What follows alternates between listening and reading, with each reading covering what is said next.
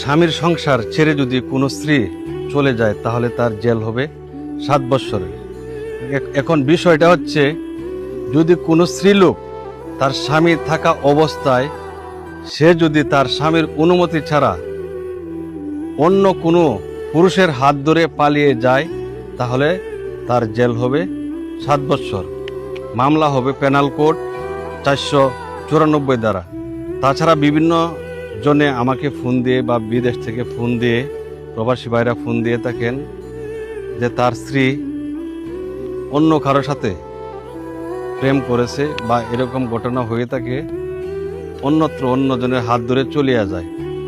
তখন চলে যাওয়ার পর সে জিডি করেছে অথবা মামলা করেছে। পরবর্তীতে জানতে পারলাম সে আমাকে ডিভোর্স দিয়েছে, মানে ওই লোককে ডিভোর্স দিয়েছে। কিন্তু দেখা যায় ওই স্ত্রীলোক যেদিন চলে গেল ওই দিন ওই স্ত্রীলোক 1 দিন বা 2 দিন পর তার স্বামীকে ডিভোর্স দিয়েছে। কিন্তু আইন অনুযায়ী ডিভোর্স কার্যকারী হয় 90 দিন পর। আপনার স্ত্রী আপনাকে না জানিয়ে চলে যাচ্ছে, পরবর্তীতে আপনাকে তালাক দিচ্ছে, তাহলে 7 বছরের জেল হবে। এই তালাক কিন্তু বৈধ হবে না। অতএব আইন মানুন, আইন বুঝে কাজ করুন।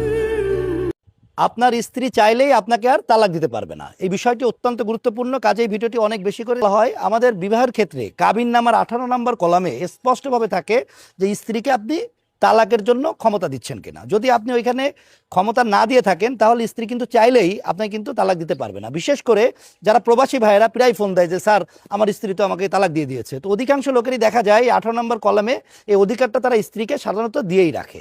এটা যদি আপনি না দিয়ে রাখেন চাইলেই আপনার স্ত্রী কিন্তু আপনাকে তালাক দিতে পারবে না। বরঞ্চ তালাক দিতে হলে তাকে কিন্তু আদালতের শরণাপন্ন হতে হবে। আর আদালতের শরণাপন্ন হতে গেলে যে প্রক্রিয়ার মাধ্যমে আপনাকে তালাক দিতে হবে সেটা সম্পূর্ণ আইনসিদ্ধ, এবং ওই প্রক্রিয়ায় সে কিন্তু শুধু কারণ ব্যতীত তালাক কিন্তু চাইলেই দিতে পারছে না। এই একজন স্ত্রী আপনাকে তার ইচ্ছা খুশি মতো আপনাকে তালাক না দিতে পারে, তার জন্য এই ভিডিওটি আসলে অত্যন্ত গুরুত্বপূর্ণ। কাজে বিবাহের ক্ষেত্রে কাবিননামার 18 নম্বর কলামটি অত্যন্ত গুরুত্ব সহকারে দেখুন। সামনের দিনগুলোতে এগিয়ে চলুন, ইনশাল্লাহ সবার জন্য অনেক অনেক শুভকামনা থাকবে। এবং আপনারা যদি বিবাহের ক্ষেত্রে কাবিননামার এই 18 নম্বর কলামটি মেনটেন করেন, শুধুমাত্র এই জিনিসটা মেনটেন যদি সঠিকভাবে করতে পারেন তাহলে কিন্তু স্ত্রী চাইলেই ইচ্ছা খুশি মতো আপনাকে কিন্তু তালাক দিতে পারবে না।